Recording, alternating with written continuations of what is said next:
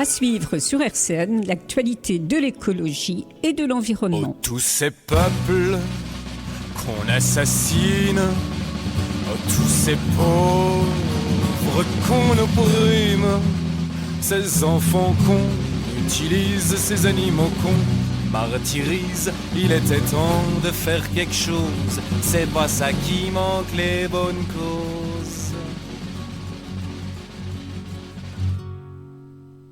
Manifestons, pétitionnons et créons une association contre toute forme d'exaction, d'atteinte à la déclaration des droits de l'homme et de sa femme. Ensemble agissons dans le calme.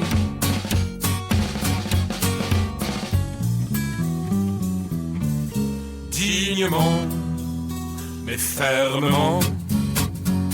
Mais pas cette semaine, je suis pris. Ce soir, je dois voir Jessica. Moi, ce week-end, je suis pas là samedi. Demain, je mène les gosses au cinéma. C'est peut-être possible dimanche alors. Oui, mais en fin d'après-midi, d'accord.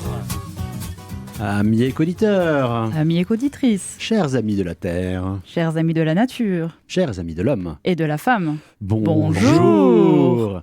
Bienvenue dans Restons sur Terre, l'émission qui vous parle d'écologie, d'environnement et aussi de désobéissance civique.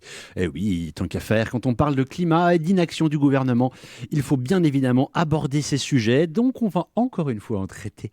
Mais encore une fois, mais c'est pour la bonne cause.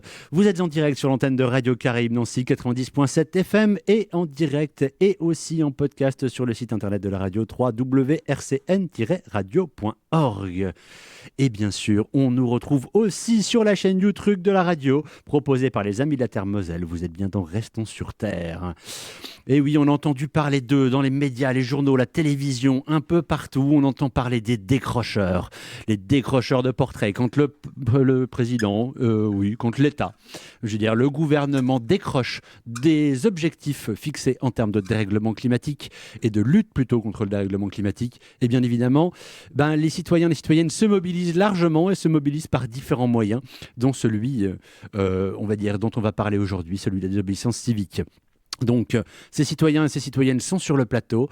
Aujourd'hui, au micro, c'est Florent. À la technique, c'est Thomas. Et avec moi dans les studios, c'est Virginie Moreau et Johan Accard, bien sûr. Donc, nos chers décrocheurs et décrocheuses de portraits. Bonjour à vous. Bonjour. Bonjour, par contre tu t'es planté, c'est Johan Moreau et Virginie Accard. Ah mince. Et oui, ils se sont mariés pour le meilleur et surtout pour le pire la semaine dernière. Donc ils ont échangé leurs noms, ils échangent leurs noms toutes les semaines comme ça. Et oui, au gré des divorces et des mariages, ils se sont mariés à la mairie de Nancy. Ils n'ont pas décroché le portrait du président de la République parce qu'il n'était pas là. Ils ont eu peur. Ils ont eu peur, mais parce que c'est votre projet, vous vous êtes mariés. Oui, et oui, l'adjointe à la mairie qui les a mariés a eu le bonheur de lancer la réplique et de leur sortir à plusieurs reprises. C'est notre projet. Et oui, parce que c'est votre projet de lutter contre le dérèglement climatique. Vous êtes sur l'antenne de Radio Caraïbes Nancy. Vous êtes membre aussi d'ANV COP21, Action non violente COP21 Nancy. C'est quoi cette structure ? Allez, vous battez pas, hein. Ouais, on est membre d'ANV COP21, Action non violente COP21. Comment dire ? Là où le gouvernement, les multinationales bafouent les droits humains. Les droits humains, oui, et accélère le réchauffement climatique. ANV COP21, ça se veut la riposte non violente et déterminée, radicale et populaire. Eh bien, dis donc, quel beau programme. Vous êtes sur l'antenne de Radio Caraïbes Nancy, exactement où il faut alors pour parler de ça. Tout à fait. Et donc, on décroche du coup des portraits. Voilà, donc ANV COP21 est né en 2015, donc avant la COP21, dans le but de construire un cadre collectif d'action non violente revendiqué à visage découvert. C'est comme ça que vous agissez, à visage découvert ? Tout à fait, le consensus d'action non violente COP21, c'est aucune violence, qu'elle soit physique ou psychologique, et toujours agir à visage découvert. On assume et on revendique nos actions. D'accord. Donc, en l'occurrence, les actions de décrochage de portraits ont eu lieu un peu partout en France. Un précédent juridique a eu lieu à Lyon il y a peut-être un mois maintenant. Hein. Les semaines passent vite. Oui, ça va être à peu près un mois, un peu moins peut-être. Mais bref, donc une relaxe a été prononcée pour les prévenus qui comparaissaient à Lyon. Et donc, depuis, un nouveau procès a eu lieu à Paris. Il n'y a pas eu d'autres procès ? Non.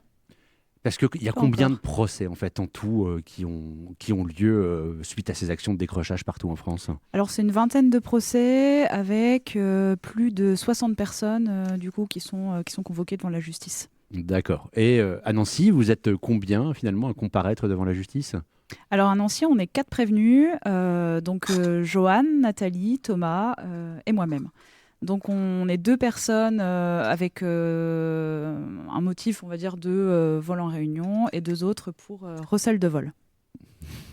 Oui, recel de vol, Thomas et moi, qui ont été interpellés par la police devant les locaux d'RCN le 9 septembre avec 6 portraits d'Emmanuel Macron. Et donc là où Virginie et Nathalie risquent 75 000 € d'amende et 5 ans d'emprisonnement pour vol en réunion, Thomas et moi, on est poursuivis pour recel de vol et on risque donc toujours 5 ans d'emprisonnement et 375 000 € d'amende. Ouais, pour faire mieux. Ça va, t'as des réserves sur ton compte Je commence un petit peu à être à sec là, avec le mariage. Oui, non, je crois que c'était le réchauffement climatique, la sécheresse, mais c'est peut-être lié justement quand on lit les questions climatiques aux questions sociales. C'est peut-être ça finalement, hein, la justice sociale made in France. Ah bah oui, ça sèche les comptes, hein, mais c'est que la France ne prend pas les mesures nécessaires puisque le dérèglement climatique, ça va impacter aussi les personnes qui ont le moins de moyens et le moins de ressources. Voilà, donc vous demandez des comptes pour le coup au gouvernement français. Alors ces actions, elles consistent en quoi finalement ? Alors les actions de décrochage, là de portrait, l'objectif c'est vraiment de lancer l'alerte et d'interpeller le gouvernement là où d'autres actions ne portent pas leurs fruits, puisque le gouvernement n'est pas du tout à l'écoute et au contraire plutôt dans la répression. Donc là, l'objectif c'était aussi de casser son image, de dire les beaux discours maintenant stop, puisque encore on en a eu un il n'y a pas longtemps encore au sommet de l'ONU. Hein. Oui, le 23 septembre. Et les actes, par contre, ne sont pas derrière, quoi. Enfin, il n'y a rien, c'est vide, c'est même contre-productif. Enfin, l'inaction même du gouvernement est criminelle. Voilà, donc alors ces portraits, mais alors, ils viennent d'où ces portraits du président de la République ? Alors, ils viennent de 6 mairies autour de Nancy, dans lesquelles on est rentré. Donc, c'est Maxéville, Pulnoy, Messin, Richard-Ménil, Chaligny et Vendeuvre. Voilà, donc les 5 premiers portraits, donc on était 16 personnes à participer à l'action, donc, parce qu'on est 4 en procès, hein, mais il y a d'autres gens qui sont impliqués également derrière. Et donc on est rentré dans les mairies pour réquisitionner ces portraits qu'on rendra une fois qu'on voulait rendre, on va dire, une fois que le gouvernement aurait mis en place les mesures nécessaires. Oui, puisque là, on vous les a repris. Voilà. Donc, mais alors, ça a eu lieu quand, ces actions, à Nancy ? Donc c'était début juillet, le 3 juillet, voilà. Donc ça, c'était les 5 premiers portraits. Ensuite, on a été convoqués à l'hôtel de police pour nos faits. Oui, vous étiez 9, hein, c'est ça ? Voilà, on était 9 personnes convoquées. Et le jour même, du coup, pendant notre convocation, on avait été placés en garde à vue. Il y a eu un nouveau décrochage qui a eu lieu donc à Vendeuvre-les-Nancy. D'accord, donc finalement un 6e décrochage en plein. Donc là, pour le coup, c'est pas vous alors ? Ah bah, nous, on était en garde à vue. Hein, vous avez un bon alibi. Voilà. Très solide celui-ci. Ouais, celui-ci, pourquoi les autres, vous aviez besoin d'alibi Ah bah, on l'a revendiqué, donc... Voilà, quand on fait des actions visage découvert, on cherche pas d'alibi. Non, voilà. donc voilà, vous avez fait... Nancy, finalement, a pris cher, hein, je crois qu'on peut le dire. Oui. C'est 102 heures de garde à vue cumulées. 102 heures de garde à vue pour 6 bouts de papier qui valent quelques centimes à l'impression. On a eu 6 perquisitions. 6 perquisitions, ouais, c'est ça. Donc c'est quand même une répression assez scandalisante. Où on part quand même menotté dans un fourgon. Exactement. Avec les gyrophares. Voilà, c'est et les courses entre les voitures. Oui, oui, puis on a appris récemment que Thomas, qui pour le coup se retrouve au tribunal, lui n'avait pas reçu de convocation pour cette audition, qui s'est transformée en garde à vue. Et au final, ils se sont déplacés quand même. Oui, sur son lieu de travail, avec des gilets pare-balles, les revolvers, voilà, tout l'attirail. Donc imaginez la tête de ses collègues, quoi. Oui. Il faut au moins ça pour des activistes non violents qui s'en prennent à des bouts de papier. Oui, et puis qui sortent leur carte d'identité quand on leur demande, et Voilà. qui revendiquent et qui déposent leur nom là où il le faut. Il suffit de regarder les photos, les vidéos, on est dessus, pas de problème. Oui, donc ça, c'est quand même un petit peu le truc aberrant. Mais donc, alors, cette garde à vue, alors, toi, t'en as fait, je crois, un peu plus de 10 heures, Virginie? Oui, c'est ça. Oui, 10 heures, tout pile. Ouais, alors, mais comment se passe une garde à vue, finalement, quand on arrive comme ça pour une audition et qu'on se retrouve placé en garde à vue? Déjà, c'est un peu. Il y a quand même, on sent quand même une petite injustice derrière. On se retrouve quand même Petite. à interroger une grosse injustice. Tu te retrouves privé Oui, de liberté, tu te rappelles ça une petite injustice? J'ai tendance à minimiser, mais non. C'est vrai que non, c'est quand même c'est incroyable de se retrouver dans cette situation-là pour des faits qui sont ceux-là, alors qu'on est juste des lanceurs d'alerte. C'est pas nous qui devrions être à cette place-là. Mais bon, concrètement, on arrive, on nous demande notre identité, on nous demande, on prend les empreintes palmaires, on nous demande aussi nos empreintes génétiques. Donc ça, c'est les tests de prélèvement ADN qu'on a refusés également, puisqu'on trouve que c'est totalement disproportionné par rapport aux faits, hein. Donc voilà, il y a toute une série de mesures. On nous emmène ensuite dans des geôles. C'est le nom officiel qu'on nous a donné. Wow. Voilà. Et là, on attend. En fait, on ne sait pas ce qui se passe. On n'a pas d'heure. Alors que même nous, les personnes, on va dire, n'étaient pas forcément très virulentes avec nous. Ça se passait plutôt bien avec les forces de l'ordre, mais c'est quand même un contexte qui est très particulier, hein. On n'a pas d'heure, on nous interroge un peu, on est là comme des criminels, quoi. Oui. Et on attend pieds nus. Oui, on n'a même pas de chaussures, et ça sent mauvais. Ah oui, c'est sûr que c'est pas forcément les conditions idéales.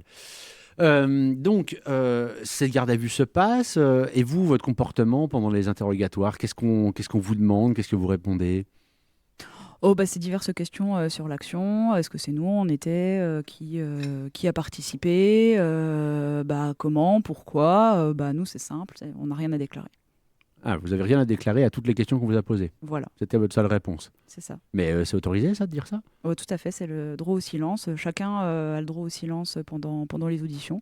Et donc, on a utilisé ce droit-là. C'est ça, un policier n'est pas un juge, on n'a pas à répondre Tout à à un fait. policier. Oui. On peut, C'est le tribunal qui nous jugera, donc du coup, en procès bientôt. Voilà. C'est pas au policier de dire si on est ou non coupable et de nous juger. Effectivement, on répondra de nos actes devant le tribunal lors du procès. Donc, ce procès alors, est annoncé pour le 9 octobre, c'est-à-dire mercredi, dans 2 jours. Qu'est-ce qu'il en est? Grosse coupe, retournement de situation. L'actu du jour. Voilà, c'est le scoop. Hein. Ouais, Le ouais. premier. En à exclusivité savoir ça sur l'antenne sur de Radio RCN. Caraïbes Nancy. Donc, on nous a annoncé aujourd'hui un report. Une relaxe. Un report. Ah non. Un report du procès. Donc, on n'a pas encore la date du report. Mais ce qui est positif, c'est parce qu'il y avait une journée qui était très très très très chargée au tribunal. On risquait d'arriver entre des homicides et des agressions sexuelles à 18h dans un contexte un petit peu particulier. Et là, ce qui est prévu, c'est du coup d'avoir une audience dédiée lors du report, ce qui permettra à chacun de s'exprimer librement et d'expliquer justement là nos actes et pourquoi on a fait cette action. Alors, est-ce que vous comprenez ça comme finalement une volonté du tribunal de prendre la mesure de l'importance de ce procès? Tout à fait. Ils n'étaient pas obligés de nous laisser cette ampleur-là. Il aurait pu nous faire passer en 1 heure entre 2 audiences. Alors que là, vraiment, on aura cette place pour s'exprimer, pour dire notre ressenti, pour s'exprimer par rapport à l'urgence climatique et sociale. Devant une audience du coup qui sera à l'écoute juste pour ça. C'est très encourageant d'ailleurs d'avoir le tribunal qui prend conscience des enjeux et qui nous laisse une séance dédiée pour qu'on puisse s'exprimer sur le réchauffement climatique et la nécessité de faire des actions de désobéissance civique. J'aime la précision. Donc, vous prenez ça comme une bonne nouvelle finalement alors? Oui, plutôt. Bon, alors c'est sûr que Sur ça l'aspect nous organise logistique. ça nous désorganise un petit peu. Enfin, va falloir du coup qu'on réorganise quelque chose de bien pour le jour J. Alors ça, on doute pas de nos capacités là-dessus. C'est juste qu'on va avoir un peu de travail, quoi. Ouais. Mais effectivement, c'est plutôt positif comme message, ce qui est renvoyé par le tribunal. Ouais. Et vous avez une date? Bah non, pas encore, malheureusement. Ah. Donc, le 9 octobre, il y avait aussi un autre procès qui était prévu ce jour-là à Mulhouse. Donc à Mulhouse, c'est le matin, à l'inverse, et nous, on devait enchaîner sur l'après-midi. Et donc Mulhouse, ça va devenir le procès juste après la relaxe de Lyon. Donc on verra comment ça va se passer chez nos amis du Grand Est. Ça aurait dû être une grande journée de procès dans tout le Grand Est. Voilà. Ouais, mais de ce que j'ai compris, le chef d'inculpation n'est pas le même quand même à Mulhouse. Non, à Mulhouse, le chef d'inculpation, ils n'ont pas retenu le vol en réunion comme ils l'ont fait pour nous pendant les décrochages, mais simplement le refus de prélèvement ADN. Ah oui, d'accord. Donc il n'y a pas de vol, mais on vous demande votre ADN comme ça, alors qu'on vous poursuit pour rien du tout. C'est ça, c'est quand même un peu spécifique comme stratégie. Ouais. Voilà. Et qu'est-ce que vous pensez de l'ampleur de la répression finalement qui a eu lieu sur tous ces procès? Parce que cumulé, je crois qu'on parle de bientôt 950 heures de garde à vue subies par l'ensemble des citoyennes et des citoyens qui se sont impliqués dans ces actions partout. Mais cette répression, pour vous, vous pensez que c'est normal? Carrément pas.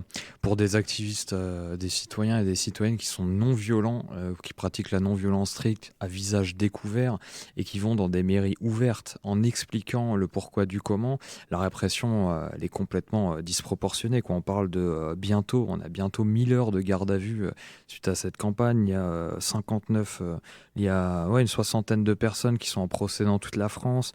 On en est à 19 procès, je crois, pour 133 décrochages, donc bouts de papier qui valent encore une fois quelques centimes, même s'ils sont vendus moins de 10 € sur la boutique de l'Élysée. Non, c'est totalement scandaleux. Et on voit que c'est la seule réponse que peut apporter l'État à des citoyennes et des citoyens qui s'inquiètent. C'est-à-dire que les actions elles sont parties à la base de l'affaire du siècle, qui est une affaire, il y a 2 millions de Françaises et de Français qui ont signé pour attaquer l'État en justice sur l'inaction climatique. Suite à ça, l'État ne répond, on ne changera pas de cap. Et là, les citoyennes et les citoyens qui ont signé s'inquiètent encore plus et pratiquent la désobéissance civique. Et le gouvernement ne peut répondre parce qu'il ne sait répondre que par la répression. Donc c'est scandaleux. D'accord, oui. Donc, eh bien, on va attaquer une première pause. On va repartir sur un autre sujet, c'est-à-dire après la pause musicale, on se retrouvera avec Anne-Laure Sablé, qui est chargée de campagne agriculture aux Amis de la Terre. On va faire le lien entre agriculture et climat. La Convention citoyenne pour le climat a démarré au Conseil économique, social et environnemental ce week-end à Paris. Et en fait, le climat est lié à beaucoup de sujets, et en l'occurrence à la question de l'agriculture. Donc ça, on en parle juste après. Après, on aura une interview de votre avocat, maître Grégoire Niango, donc avocat au barreau de Nancy. Et on reviendra sur la suite pour justement refaire le point de là où on en est à 17h19. Donc on le refera vers 17h45. Mais dans tous les cas, voilà, vous restez sur l'antenne de Radio Caraïbes Nancy. Vous êtes bien dans Restons sur Terre, 90.7 FM, www.rcn-radio.org.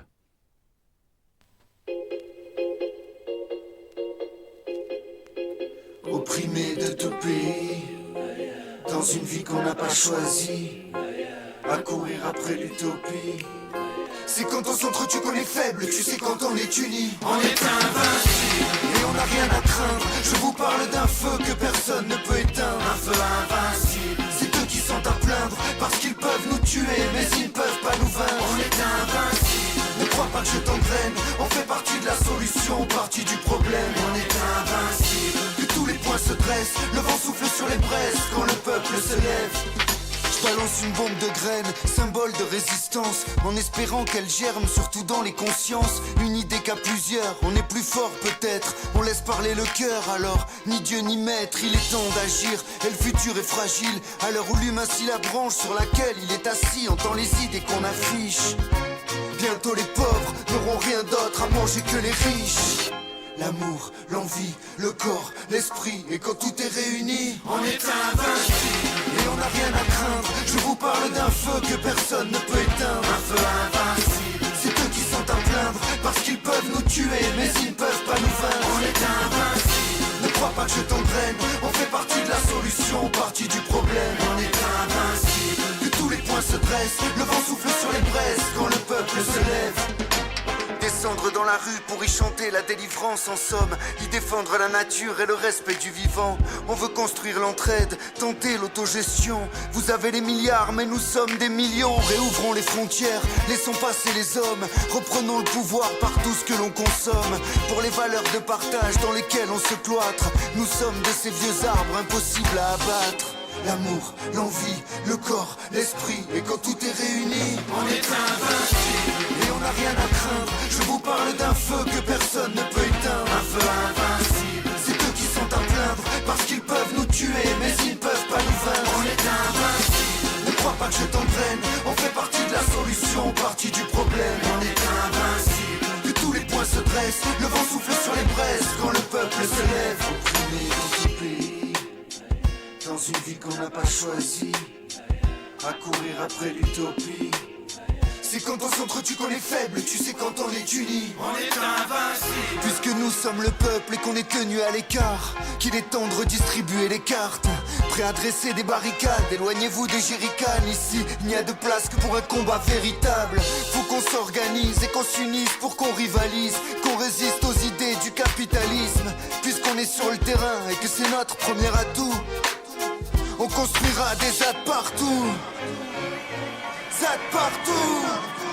On est invincible et on n'a rien à craindre. Je vous parle d'un feu que personne ne peut éteindre. Un feu invincible, c'est eux qui sont à plaindre, parce qu'ils peuvent nous tuer, mais ils ne peuvent pas nous vaincre. On est invincible, ne crois pas que je t'entraîne, on fait partie de la solution, partie du problème. On est invincible, que tous les points se dressent, le vent souffle sur les braises quand le peuple se lève.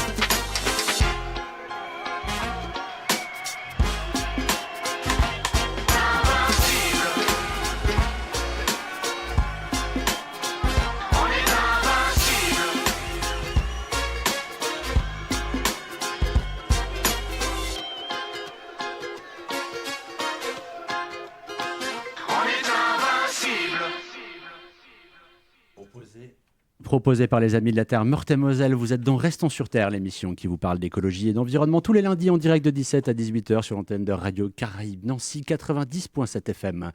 Donc, on reprend, bien sûr, nous sommes tous invincibles et toutes invincibles, bien sûr, mais les questions climat ne concernent pas que les décrochages des portraits de Macron.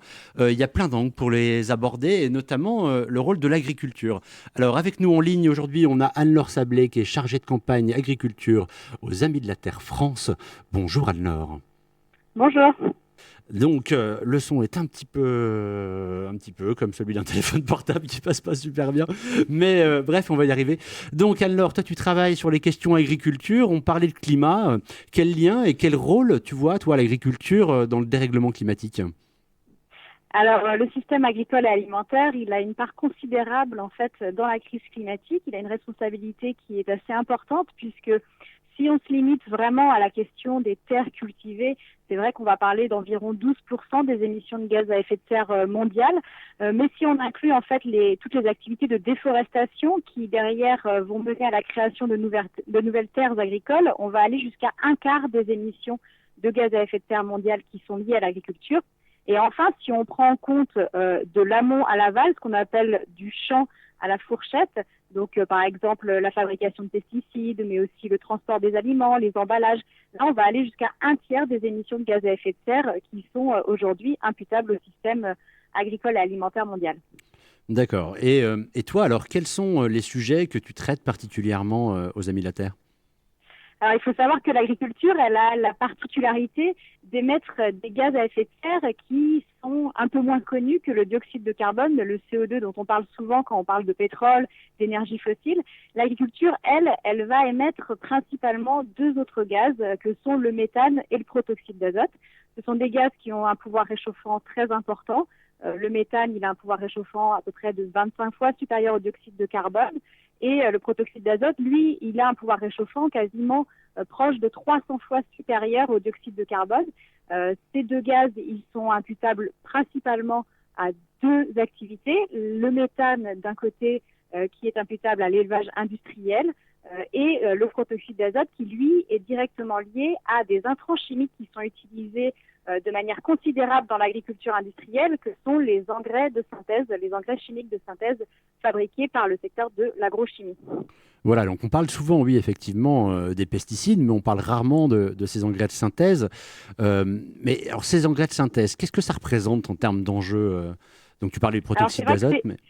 Oui, vas-y. C'est le combo, effectivement, pesticides et engrais. C'est un petit peu le duo de l'agriculture industrielle. Ce sont les intrants chimiques que les agriculteurs vont mettre sur leurs terres. Ces engrais, avant, on n'utilisait pas des engrais chimiques. On avait recours notamment à des légumineuses, des plantes comme les lentilles, les pois chiches, le soja, la févrole, le trèfle. Toutes ces plantes qui permettaient de capter de l'azote dans l'atmosphère et d'aider à faire croître les plantes. Et puis, dans les années 1900, on a inventé un procédé chimique, le procédé Haber-Bosch, qui a permis de créer ces engrais de façon synthétique. Et donc, du coup, on a eu de moins en moins recours à la fois aux légumineuses ou encore aux déjections animales qui permettaient, elles aussi, de fertiliser les terres. Et on a remplacé cela par des engrais de synthèse et qui, finalement, aujourd'hui, a permis aussi à spécialiser les territoires en France, d'avoir d'un côté l'élevage, d'un autre les grandes cultures et de perdre un peu cette approche polyculture-élevage. Et donc ça, c'est un problème majeur aujourd'hui, ces engrais de synthèse, puisqu'ils vont à la fois émettre énormément de gaz à effet de serre, mais c'est aussi une cause principale de pollution de l'eau. On connaît la pollution au nitrate, donc tout ce qui va être les coûts de dépollution de l'eau aujourd'hui, qu'on retrouve dans notre facture, clairement, sont liés fortement à ces engrais de synthèse qui vont venir pénétrer dans l'eau. Et une dernière conséquence, c'est la pollution de l'air. On le connaît aussi un peu moins, mais les engrais de synthèse sont à l'origine de particules fines et d'émissions d'ammoniac dans l'atmosphère qui créent aujourd'hui aussi de sérieux dommages environnementaux. Mais alors, de la même manière, pour les pesticides, on nous dit qu'il est impossible de s'en passer, on démontre le contraire. Mais avec les engrais de synthèse, quelle est l'alternative finalement pour continuer à nourrir l'humanité, comme on nous le martèle si fort ? Alors l'alternative, c'est de sortir de l'agriculture industrielle telle qu'on la connaît. Si les engrais de synthèse ont été fortement utilisés ces dernières années, c'est parce qu'on a cherché à intensifier de façon considérable la production pour avoir des rendements plus importants. Donc aujourd'hui, se passer de ces engrais, ça revient à se tourner vers les engrais dits organiques. Donc ça va être les déjections animales, ça va être les légumineuses, comme je disais, la lentille, le pois chiche, le trèfle, et donc ça veut dire retrouver une forme de déspécialisation de nos territoires, c'est-à-dire redévelopper la culture associée à l'élevage, ce qu'on appelle la polyculture élevage, mais aussi avoir des rotations longues sur nos terres agricoles pour pouvoir avoir ces légumineuses qui sont un véritable atout pour aider les différentes cultures à croître. Et ça, c'est quelque chose qui est tout à fait possible, qui est aujourd'hui mis en place, par exemple, dans l'agriculture biologique, puisque l'agriculture biologique se passe, en fait, d'engrais et de pesticides de synthèse. Donc, évidemment, ils doivent faire avec des méthodes alternatives. Donc, c'est tout à fait possible et c'est déjà mis en place par un certain nombre d'agriculteurs qui vont utiliser, par exemple, les fientes de volailles ou encore des déjections animales ou, bien évidemment, ces légumineuses qui ont cette particularité, on va dire, miraculeuse de pouvoir capter de l'azote pour aider les plantes à croître. D'accord. Et alors les leviers sur lesquels toi tu travailles au quotidien, là, il y a, je crois, le projet de loi finance, la politique agricole commune qui est en révision. Quelles sont les actions que tu mènes au quotidien ? Alors effectivement, il y a des leviers importants aujourd'hui si on veut transformer cette agriculture, passer de l'agriculture industrielle à une agriculture paysanne qui respecte notamment les systèmes, nos écosystèmes, et donc se tourner vers des pratiques agroécologiques. Et il faut utiliser des politiques publiques. Une politique publique, effectivement, c'est par exemple le budget de l'État. Aujourd'hui, on a des engrais, une industrie de l'agrochimie qui est très faiblement taxée sur ces activités qui sont pourtant éminemment polluantes. On estime que les engrais de synthèse, c'est entre 1 et 3 milliards d'externalités négatives, donc c'est-à-dire que c'est un coût qui pèse aujourd'hui sur la société en dépollution de l'eau, en pollution de l'air, en problèmes à la fois de santé mais aussi environnementaux. Et donc ces 1 à 3 milliards aujourd'hui ne sont pas récupérés via des taxes. Donc il est important aujourd'hui de repenser la fiscalité pour avoir des rentrées d'argent et appliquer un principe à la fois pollueur-payeur, mais aussi chercher à faire évoluer ces industries pour que finalement on se tourne vers d'autres types d'engrais. Et d'un autre côté, une autre politique structurante qui est la politique agricole commune, qui est là une politique qui est gérée au niveau européen. Il faut savoir que la France est le premier consommateur d'engrais de synthèse en Europe.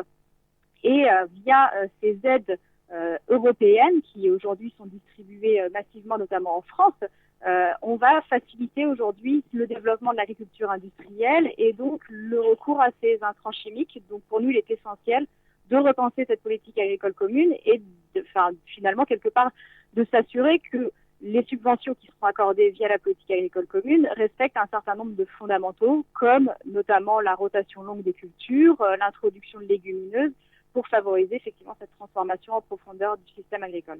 Alors pour nous qui sommes dans le Grand Est, il me semble que justement sur cette question de la PAC, il y a bientôt l'occasion de se mobiliser. Comment on peut faire ? Oui, alors le 22 octobre prochain, il va y avoir une session au Parlement européen. Il faut savoir que cette politique agricole commune, elle est en pleine renégociation, c'est-à-dire qu'on achève un cycle et que les parlementaires vont avoir l'occasion de négocier la prochaine politique agricole commune. Si aujourd'hui on veut s'assurer que cette politique agricole commune, elle ne vienne pas servir les intérêts de l'agrobusiness, mais bien servir les paysans qui sont aujourd'hui les premières victimes du système, on organise une grande manifestation le 22 octobre à Strasbourg, qui va partir du centre-ville pour se rendre jusqu'au Parlement et interpeller les parlementaires sur l'agriculture de demain et s'assurer que cette politique agricole commune ne finisse pas entre les mains des lobbies de l'agrobusiness.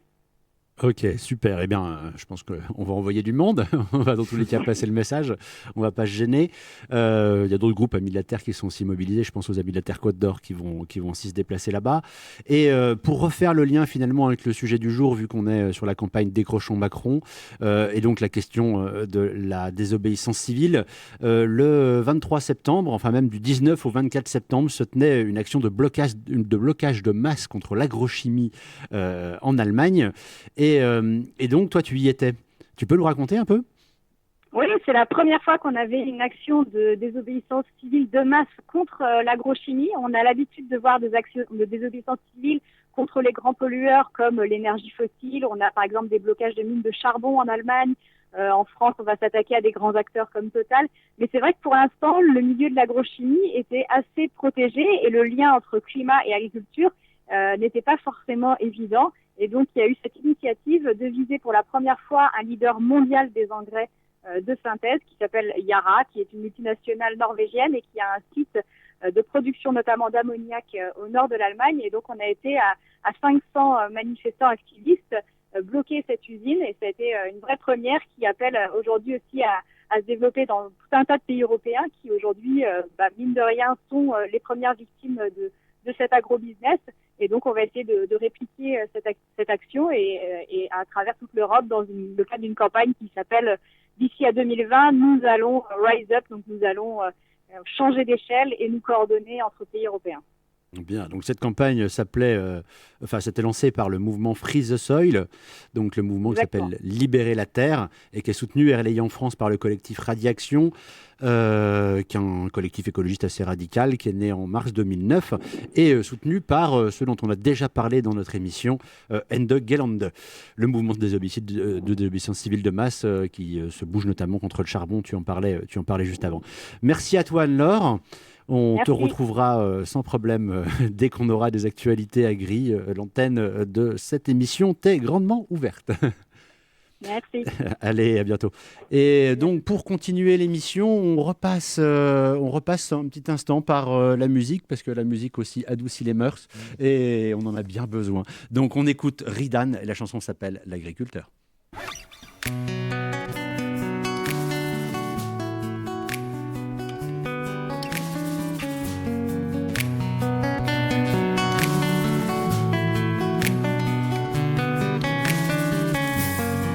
J'allume mon poste de télé pour admirer ce qu'il s'y passe. Un milliardaire s'envoie en l'air, quitte l'atmosphère pour voir l'espace. Je troque son bol d'air et sa cuillère contre un petit verre sur ma terrasse. J'en ai ras le bol de tout ce béton, j'ai la folie des grands espaces. J'en ai ras le bol de tout ce béton, j'ai la folie des grands espaces. Mais qu'est-ce qui se passe dans nos petites têtes? On s'entasse tous comme des sardines dans les grosses boîtes que l'on conserve. Le petit poisson doit suivre sa ligne.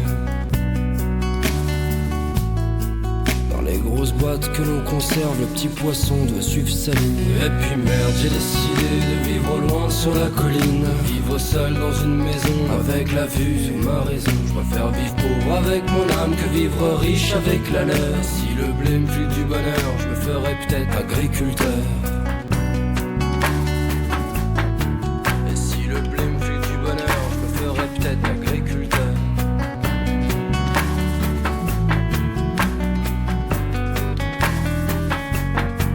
Y'a trop de feux rouges dans les grandes villes, j'ai préféré me mettre au vert. J'ai plus de bonheur à vivre en paix que m'admirer au fond d'un verre. Je boirai l'eau saine de mon ruisseau plutôt que l'eau sale du fond de la Seine, chargée en plomb et en histoire que la surface ne laisse plus voir. Chargée en plomb et en histoire que la surface ne laisse plus voir. Je ferai des bandes pour m'éloigner, pour me retrouver face au miroir. Juste une seconde de vérité pour que mon passé coule sous les ponts. Je ferai des bandes pour m'éclipser, pour me retrouver face à que dalle. Juste une seconde de vérité pour contempler ce qu'on est tous. Et puis merde, j'ai décidé de vivre loin sur la colline, vivre seul dans une maison avec la vue sur ma raison. Je préfère vivre pauvre avec mon âme que vivre riche avec la leur. Si le blé me file du bonheur, je me ferais peut-être agriculteur.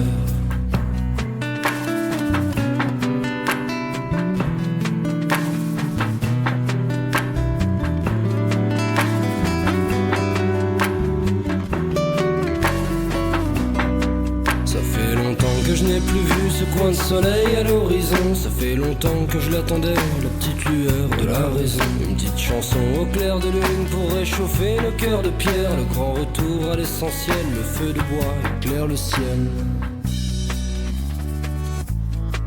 Le grand retour à l'essentiel, le feu de bois éclaire le ciel. La mélodie de la nature reprend ses droits sur la folie. C'est toute la vie qui nous observe, que l'on oublie au fil du temps. La mélodie, celle de la vie que l'on consume à chaque instant. Tous nos acquis s'écrasent au sol et j'ai choisi la clé des champs. Tous nos acquis s'écrasent au sol et j'ai choisi la clé des champs. Et puis merde, j'ai décidé de vivre loin sur la colline, vivre seul dans une maison avec la vue sur ma raison. Je préfère vivre pauvre avec mon âme que vivre riche avec la leur. Si le blé me file du bonheur, je me ferais peut-être agriculteur. Et puis merde, j'ai décidé de vivre loin sur la colline, vivre seul dans une maison avec la vue sur ma raison. Je préfère vivre pauvre avec mon âme que vivre riche avec la leur. Si le blé me file du bonheur, je me ferais peut-être agriculteur. Et si le blé me file du bonheur, je me ferais peut-être agriculteur.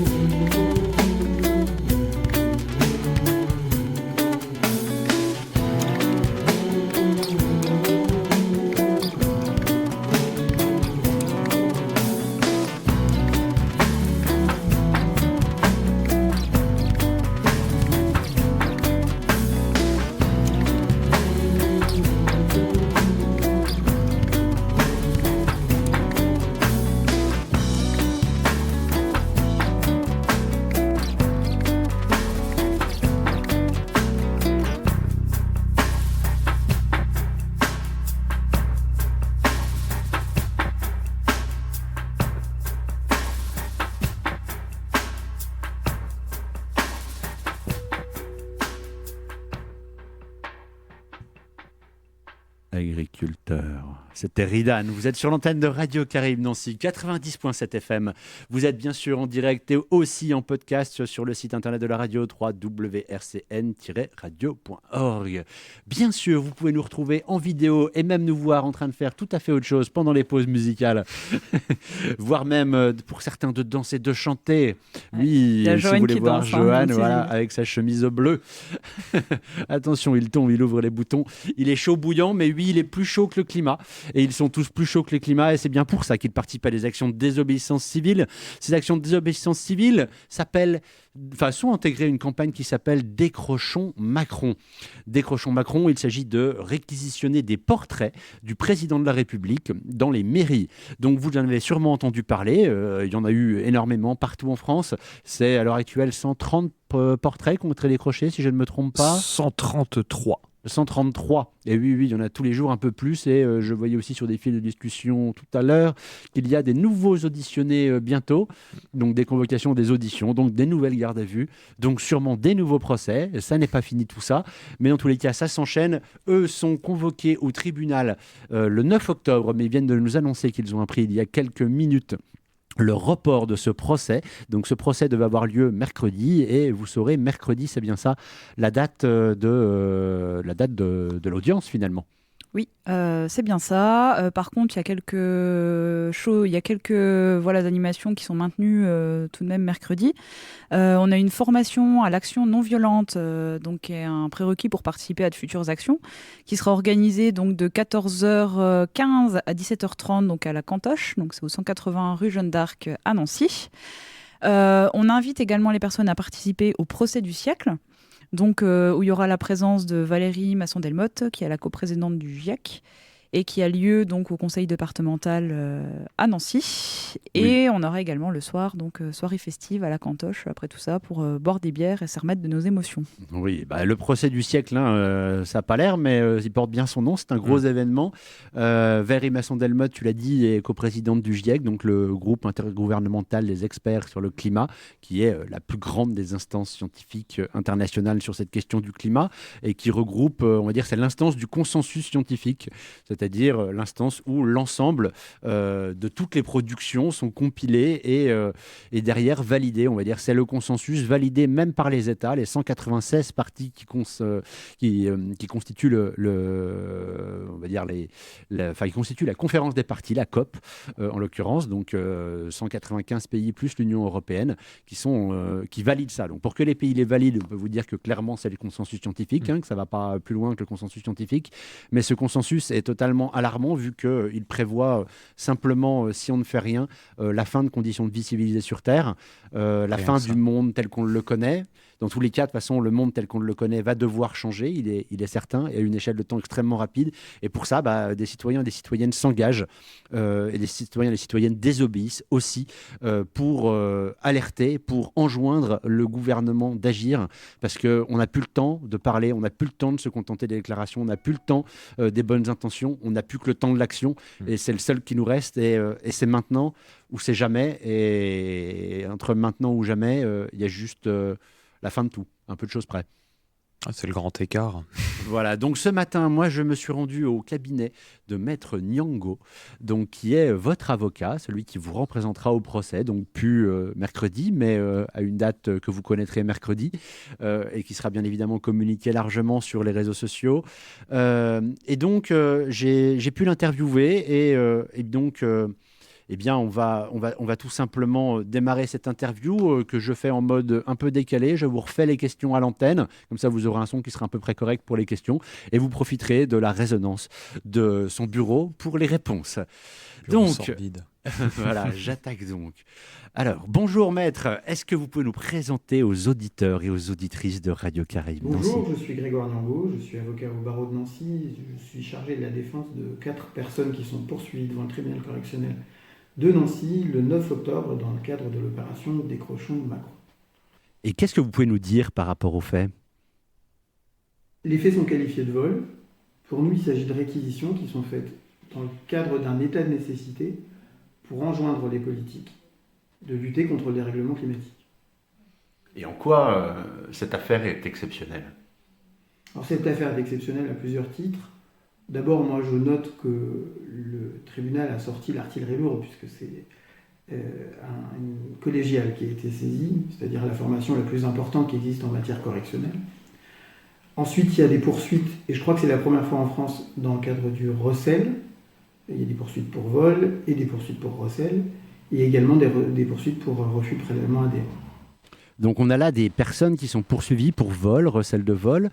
Tentative de vol, refus de prélèvement ADN, mais que dire par rapport au coût réel de cette affaire ?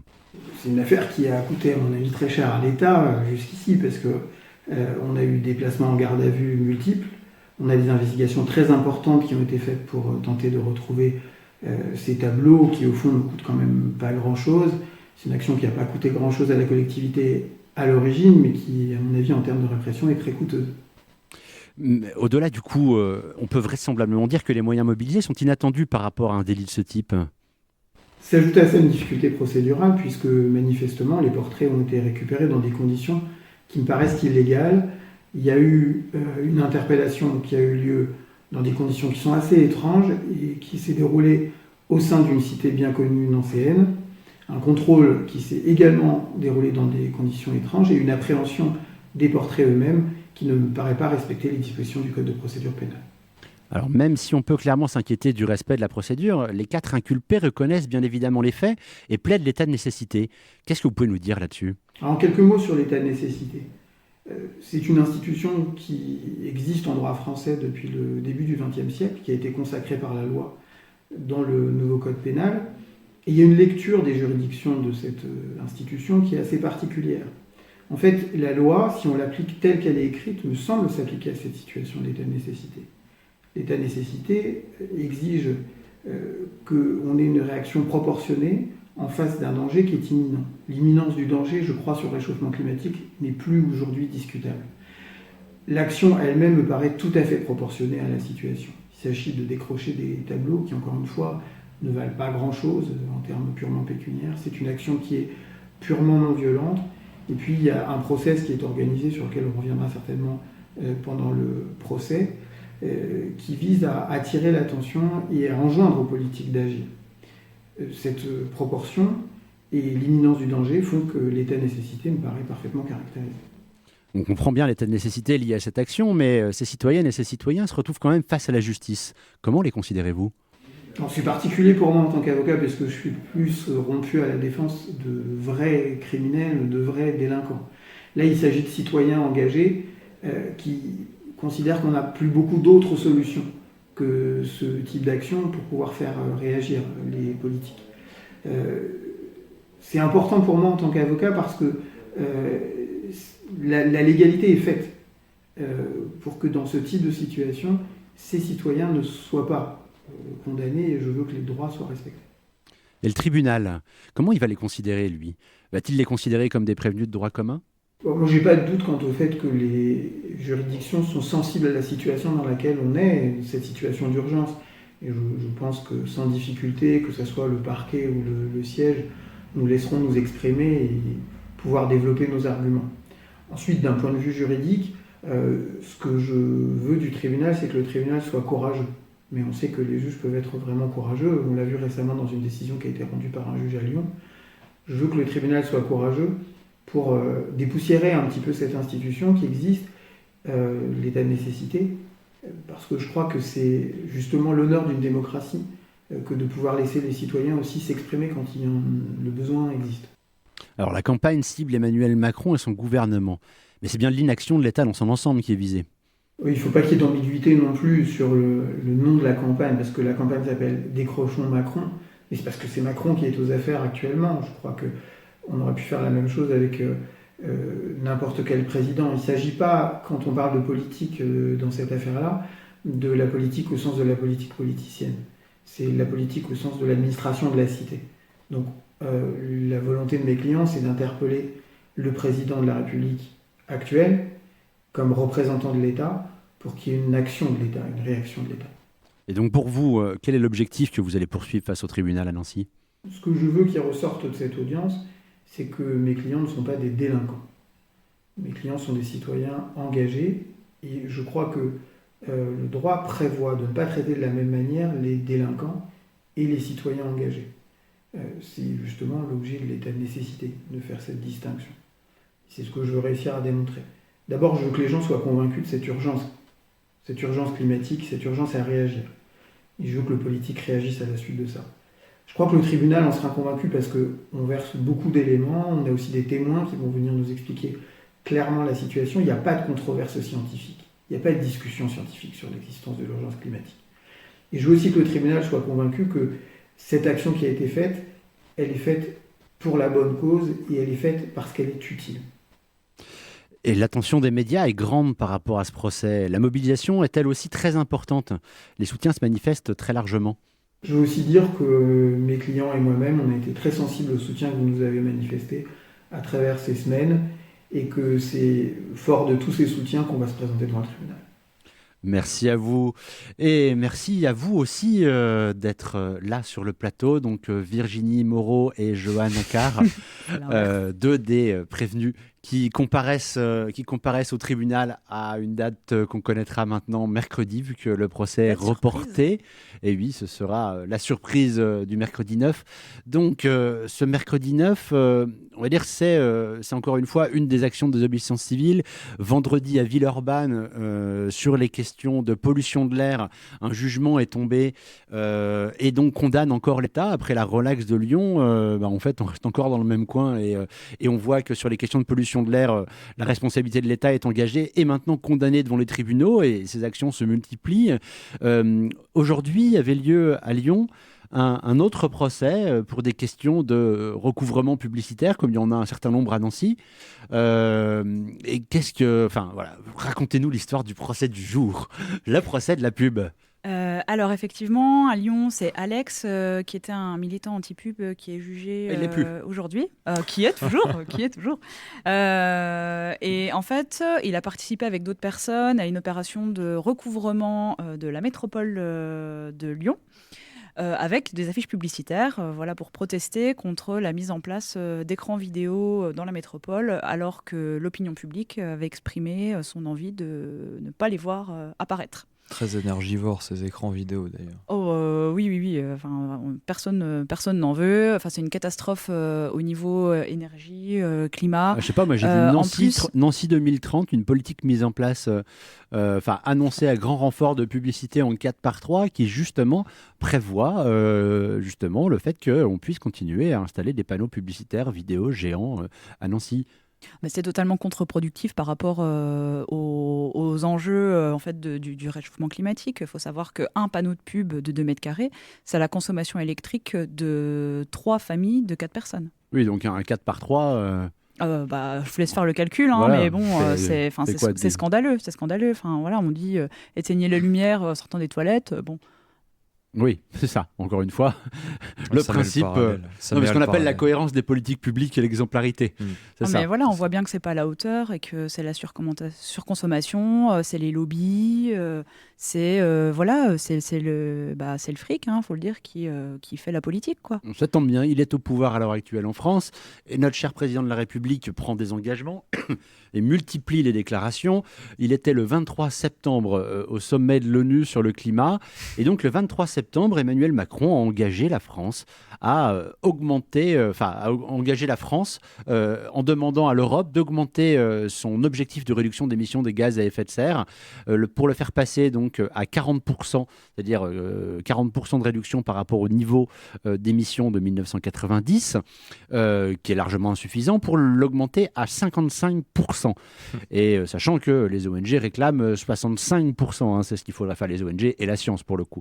Mais en France, vendredi a été lancée la Convention citoyenne pour le climat et sa feuille de route est de proposer des mesures pour rester en dessous de 40%.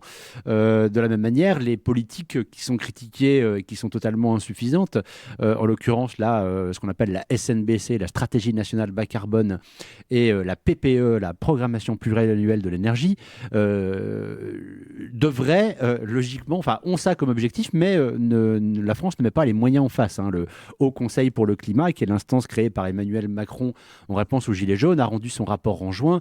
Et c'est d'ailleurs là-dessus, sur ce rapport, qui est basé notamment l'argumentation du juge qui a permis la relaxe à Lyon, montre que la France ne tient même pas cet objectif qui, en lui-même, est totalement insuffisant. Alors vous, au milieu de tout cet imbroglio et, on va dire, scientifique de tous ces chiffres et toutes ces déclarations, comment vous vous sentez alors que vous allez comparaître devant un tribunal ? Un peu scandalisé, quoi. C'est-à-dire qu'encore une fois, on a des beaux discours, on a un président qui dit moi je fais ce qu'il faut, la France le champion de la Terre. Alors c'est plutôt le champion du greenwashing. Et nous, à l'inverse, alors qu'on essaye d'interpeller, qu'il se passe plein de choses partout, les citoyens la veulent, cette transition, les veulent, ces mesures-là, puisque ça va impacter de nombreuses personnes. Et la réponse qu'on a en face, c'est rien, quoi. C'est de l'inaction, c'est un gouvernement qui va pas dans le sens de l'intérêt général, alors que c'est ce qu'on lui demande. Mais surtout pas dans le sens de l'histoire non plus. Non plus, non. On criminalise les gens qui agissent tout en faisant des beaux discours derrière. Oui, bien sûr, oui. Et là, on est en pleine Rebellion Week. Donc, il y a Extinction Rebellion qui a lancé des actions en France. J'entendais ce matin sur une radio qui fait une très, très grosse audience le matin, pour ne pas citer France Inter, Ségolène Royal.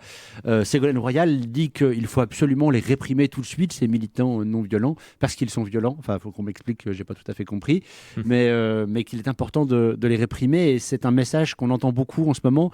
Il y a une criminalisation qui est faite justement des activistes. Il y a une dénonciation très forte, notamment de la jeune Greta Thunberg, la suédoise, qui incarne en ce moment la question justement de cette urgence climatique et de cette intolérance totale des jeunes aux actions et aux grands et aux beaux discours.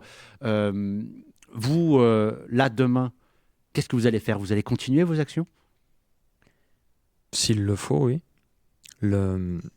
C'est vrai qu'être jugé, être criminalisé, ça fait peur. Hein. C'est la première fois qu'on va se retrouver devant un tribunal et être jugé comme des criminels.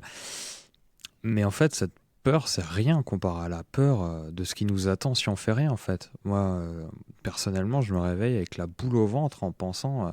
Quand je vois des gamins dans la rue, je me dis, ils n'atteindront pas mon âge. C'est ça qui est révoltant. C'est de ça qu'on doit avoir peur aujourd'hui. Effectivement, les peines de prison, les amendes, ça fait peur, mais qu'est-ce que c'est comparé à la fin de la vie civilisée sur Terre, quoi ? Oui, c'est ça.